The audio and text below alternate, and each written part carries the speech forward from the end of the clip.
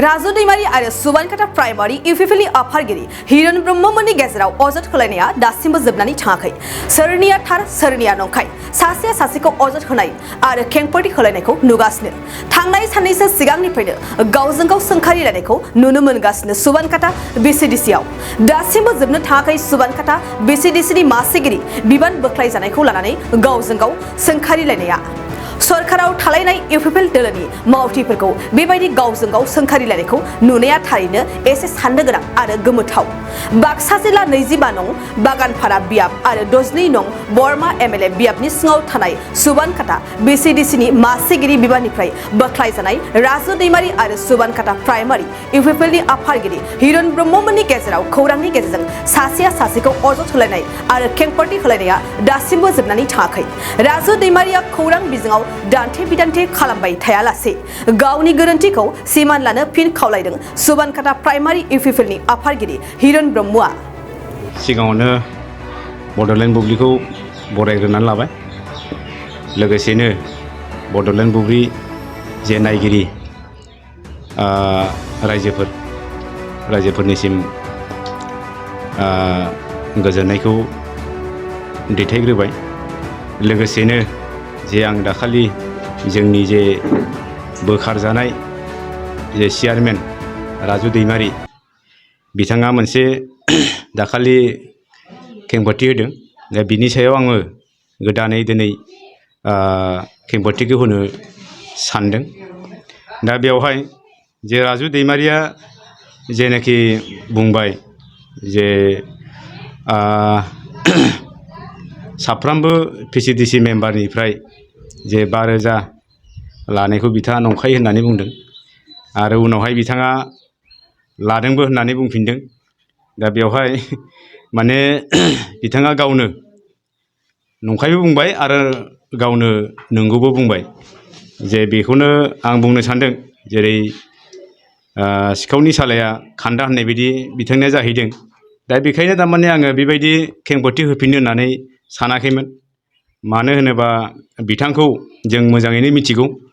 मानोना जोङो उन्दैनिफ्रायनो फ्राय लोगो मोनलायनाय। दा बेखायनो बिथाङा मा मावदों मा मावाखै जों गासैखौबो मिथिगौ। दा बिनिखायनो बुंनो गोनां बांद्राय गैसोआमोन। नाथाय बिथाङा खनसे होखांनायनि उनाव आरो पुरन आरो खनसेबाव बुंनायाव जे जोंबो बुंनो गोनां जाफिनबाय। दा बेवहाय बिथाङा जेनाखि बुंदों बे गावनो बुंनानै लाखाजोबनाय बायदि जाहैबाय, खिन्थाखानायबो जाहैबाय लादोंना लायाखै। जे बिथाङा गावनो लादोंबो होननानै बुंदों। दा बेखायनो बांद्राय बुंनो गोनां गैयामोन आंहा। जे जेनाखि साफ्रोमबो मेम्बारनिफ्राय 5,000 खरि गावनो कालेक्सन खालामनानै लाखादों आरो बेवहाय जोंहा माखासे मेम्बारफोरानो दङ। दिनै मेम्बारफोरानो लादोंना लायाखै मेम्बारफोरानो बुंगोन। दा बेवहाय आंहा बांद्राय बुंसो नांगौनि गोनांथि गैया। दा बेयाव जे बिथाङा बार बिदि मिडियायाव फैस्लायस्लाय आंनो बुंनो सानो बिथांखौ अननानै जाहाथे बिथाङा गावनि जेनाखि गोरोन्थि खालामनाय बेफोरखौ खेमा बिनानै जे बेबायदि मिडियायाव फैया। बेखायनो आङो बिथांखौ खावलायनोसो लुबैदों जाहाथे मोजाङै मोजां जे गावबो जोंनि ओनसोलनिनो मानसि हिसाबै मोजाङै मोजां थायो। बेखौनो आङो बिथांखौ खावलायदों जे बेबायदि ससियेल मिडियायाव फैबाय थायोब्ला गावजों गाव एना एनि बारा जालाङो। बेखायनो आंथ' बेबायदि मिडियायाव बुंनो गोसो गैलामोन। नाथाय बिथांनि थाखायसो आङो बुंफिननो गोनां जाबाय। दा गावनि गोरोन्थिखौ गावनो एसे सुद्रायनानै लायोब्ला गाव मोजां जागौमोन। बेखिनिखौ आङो खावलायदों। जाहाथे मेम्बारफोरा आंजों लोगोसेनो दङ। जे मेम्बारफोरानो गावसिनि जे फैसा लाजानाय लाजायै बेखौ बुंगोन। आरो जोंहा भाइस चेयारमेन बिथां दङ। भाइस चेयारमेन बिथाङाबो गाव जेनाखि गावजोंनो सोलिबोनाय हिसाबै बिथाङाबो सम्पुर्ण खोथाफोरखौ बेखेवनानै होगोन। दा बेखायनो आङो दिनै बड'लेण्ड बुब्लिखौ खावलायनानै लाबोनाय जाबाय। दा बेखिनियावनो आं बेखिनिखौनो बुंनानै आं डिउटिखौ आङो फोजोबनो सानबायमोन। जे बिथाङा जे 5,000 लादों होननानै नोंथांमोना मिथिनो मोनदों, बेखौ जाख्ल'नाय होननानै नोंथांमोना बुंनो सानो नामा? दा बिथांखौ जाख्ल'दोंना जाख्ल'आ आं बेखौबो स्पस्त' मिथिया। जाहाथे गावनि मेम्बारफोरानो जे जोंनो फोरमायदों जे जोंनिफ्राय 5,000 खरि लानानै बिथाङा मोनबो खामानि मावाखै। दा बेफोरखौ लानानै मेम्बारफोरा जोंनिसिम कमप्लेनखौ खालामदों 5,000खौ लानानै बिथाङा मोनबो खामानि मावाखिसै मायाव बाहायखो बिथांमोना बेखौ खावलायनायलाय दाखालि आं बेखौनो रायजो राजानिसिम बुंनानै होबाय। दा बेवहाय बिथाङा जे दाखालि बुंदों जेरै 5,000खौ लायाखै नंखाय होननानै बुंदों आरो उनावहाय बुंफिनदों मा 5,000 खरि लादों खामानि मावनो थाखाय। दा बे बाथ्राखौ बुंनायलाय आं दिनै बड'लेण्ड बुब्लिखौ खावलायफिननाय जाबाय आरो दिनै बेखौनो आं खेंफोरथि होनाय जादों। ओरैनो जोंहा VCDCनि चेयारमेन बारग' चेयारमेन राजु दैमारि बिथाङा एक्सुवेलि जोंबो जि समनिफ्राय माने VCDC माने सरकार दानायनि उनाव VCDC जादोंमोन बे समनिफ्रायनो दंमोन दंनायालाय थानायजों लोगोसे बिथांमोना मा सिन्था खालामदोंमोनबा बिथांमोननि भिट'रिया सिन्ताखौ जों इसेबांबो मोजाङै मिथिखायामोन। गतिके जों माब्लाबाबो सरकारजों बेफोरबायदि नांथाबनाबो फैखायाखैमोन नालाय खिन्थु बिथांमोना सिगांनिफ्रायनो बिदि 5,000 जोंनि VCDCनि मेम्बारफोरनिफ्राय जों खांनानै थारमाने जों गासै जयै माबा मोनसे मोजां खामानि मावनो नाजानि बेफोरबायदि बुंबोबाय थादोंमोन आरो खिन्थु जोङो इमान थब होआखैमोन अबयसे 6 मास 7 माससो थांनायनि उनाव जों होजादो आरो सोरनिफ्राय माब्ला खांदों जों बेफोर खोथाखौबो एसेबां मिथिया सोर माब्ला होखो जोंबो हारसिङैसो होनाय जादोंमोन 5,000 खरैनो होदोंमोन होनायालाय खिन्थु बे फैसाखौ खांनानै मा मावखो मा मावदिया मिथिथारा होननानैबो जों एसे बुंजोबनो हायि बायदि मानो होनना बुङोब्ला बे जिथु ट्रि गार्डेन बे खामानिनि खेथ्रआव बिथांमोना माबा बै जालि थालि ओरै लाबोदों नेट लाबोदों आरो पस्ट बेफोरबायदि लाबोदों मोनबा थारमाने बे ट्रि गार्डेननि खामानि फैदोंमोन नालाय गतिके बेयाव मोनबानि मादाव मोनब्रैया जादों नामा खामानिया बेनिफ्राय मोनसेया जायाखिसै। दा बे खेथ्रआव गासिबो थांजोबखो ना बले आरो थारमाने फैसाया थाबावनांगौ दंबावो बिथांमोना जोंनोथ' आरो अडिट होआसै दा बिदिनो थारमाने माबा माबि खारनाव दा दिनै चेयारमेननिफ्राय हयथ' बिथाङा एसे बातिल जानाय बायदि जाहैबाय। दा जोंनोथ' जों दा बे जिखिनि फैसा खांदों बिनि आसलथे हिसाबखौ जों दाखालिबो खनसे लादोंमोन लानायाव जोंनो क्लियारलि थारमाने होनो हायाखिसै बिथांमोना किसुमान फैसाखौ थारमाने बेवहायनो खरसा जानायखौ खोन्थादों आरो बाद बाखि फैसाया मा जाखो बेखौ जोंनो हिसाबखौ थारमाने होनो हायासै माने अडिटआनो होनाय जायाखैमोन आरो दा बिनि सिगां बिथाङा माने माबानिफ्राय चेयारमेन पदनिफ्राय जेन'बा बिबाननिफ्राय माने एसे जानखारनांगौ जानानै फैबाय। दा नोंथांमोना बेखौ जाख्ल'नाय होननानै बुंनो सानदों?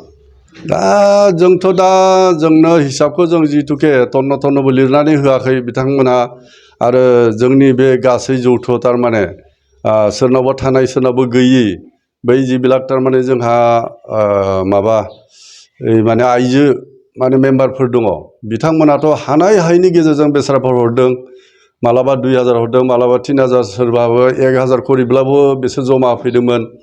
एक्सुवेलि बेफोरबायदि जानाङामोन होननानै जों सानो आरो बेखौ खालामनाङामोन बयखौबो थारमाने बयनिबो गोसोखौ बिथांमोना थारमाने बुजायफिननो हानांगौमोन बा सान्ति होफिननो हानांगौमोन बा हिसाबखौ क्लियार खालामनानै होब्ला बिसोराबो गोजोननाय थागौमोन। सोरबायाथ' दा माने दाहार सार लानानैबो थारमाने होनायखौ होनो दा थिग बेफोरबायदिनो बिथांमोनाबो हिसाबखौ मोननो लुबैयो आरो थारमाने एनरेगानि जिफोर खामानिफोर बियो मालाबा गोबावजों जायो मालाबा हयथ' थाब जानानै फैयो बिथाङा बुंदों दि जिखिनि फैसा खांनाय बे फैसाखौ एनरेगा आरो गुबुन जि खामानिफोरनि हाबाफारि बेखेवनायाव बाहायनाय जादों होननानै बिथाङा खेंफोरथि होदोंमोन गमामायैनो बे बाथ्राया सैथो नामा? एनरेगानि खेथ्रआवथ' आं मिथिया खिन्थु आसलथे बे टि गार्डेन होननानै जिथु बुंनाय बेयावनो बिथांमोना बाहायनाय खोथाखौ बुंदों खिन्थु एनरेगानावथ' आरो बेफोरबायदि बाहायनांगौबो जों नुवा आरो बाहायदों होननानै जोंनि सिगाङाव अबयसे बुङाखैबो थारमाने। बेसेबांसो मेम्बारफोरनिफ्राय 5,000 रांखौ खांनानै लानाय जादोंमोन नोंथाङा मिथिगौ नामा? बेखौबो क्लियार मथे जों मिथियाखै साबैसेनिफ्राय माबादों मथा मथि 30-35 जन 40 जनसोनिफ्राय लाजादों नामा। मोजां बिथाङा बुंदों जे बे फैसा खांनायखौ गासै मेम्बारफोरनि गेजेरावनो रायलायनायनि गेजेराव खांलायलायनाय जादोंमोन होननानै बे रायलायनाय समाव नोंथाङा मेम्बार हिसाबै बाहागो लादोंमोन ना लायाखैमोन?